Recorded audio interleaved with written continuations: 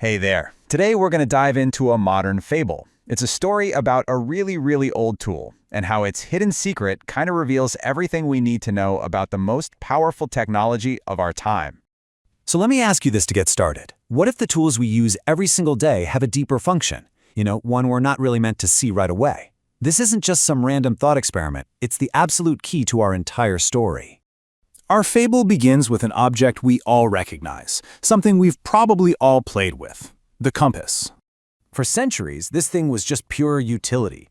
For sailors and explorers, its job was dead simple and absolutely crucial. Point north. That's it. And it was so good at its job, so reliable, that the profound mystery behind it became totally invisible, just hidden behind its everyday usefulness. But then, one of these compasses found its way into the hands of a child. A quiet, observant little boy who didn't quite move at the same speed as the world around him. And when he looked down at it, he didn't see a tool. No, he saw a miracle. And right here, this is where our story really kicks off. It's all about the fundamental difference between seeing a tool for what it does versus seeing it for what it reveals. Okay, so on one hand, you've got the sailor's view, right? Super practical. It's a needle that points north. It keeps you from getting lost. Simple. But on the other hand, you have the child's view. And this was young Albert Einstein's view. He saw an object being moved by a completely invisible force. To him, it wasn't a tool at all, it was a clue, a hint, that the world operated on these hidden rules he couldn't see. And that moment of wonder, it changed everything. For Einstein, the compass didn't just point to a direction on a map, it pointed toward a whole new way of thinking about physics, sparking this lifelong curiosity about the unseen forces that actually govern our entire universe. All right, so let's really dive into this, because that historical moment has such a powerful echo in our world right now. We're all facing our own compass. Our modern compass is artificial intelligence. And just like those sailors from way back when, we are at risk of making the exact same mistake. We see its incredible utility, right? It's creating text, generating these amazing images, making our work faster and way more convenient. And because it's so useful, we risk just framing it as another handy tool, and we completely miss the invisible force that it's pointing toward. So we have to ask the exact same question that little kid did all those years ago. What is the invisible force at play here? What is AI really showing us? Now, here's what's so interesting about this. The answer isn't about the output. AI's real power isn't about what it makes, it's about what it amplifies. And more specifically, what it amplifies within you. Let's use a metaphor for this. Let's call it the thought seed.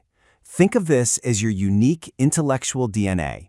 It's the way you ask questions, the principles you live by, your deepest curiosities. This is the seed that you plant into AI. And here's how it works. Instead of just asking for a simple answer, you plant your seed of thought.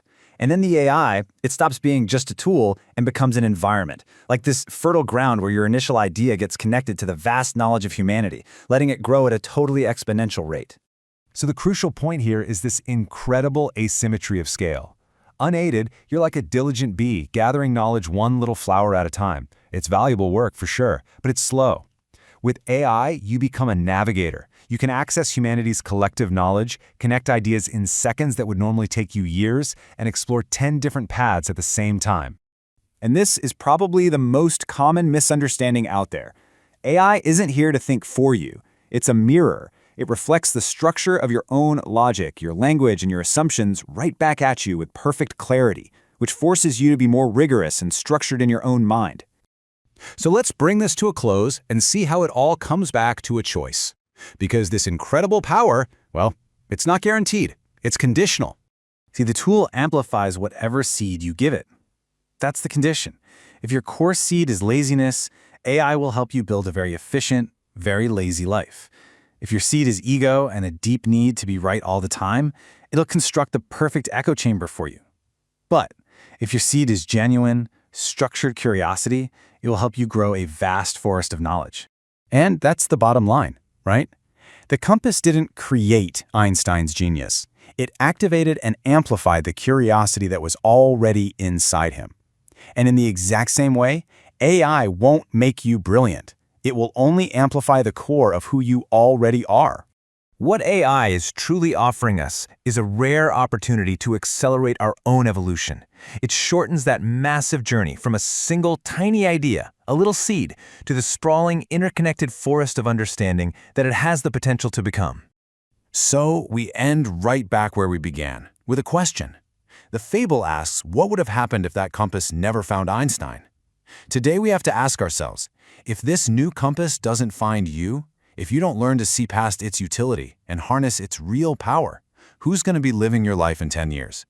Will it be you charting your own course? Or will it be a version of you just swept away by the current, completely lost at sea?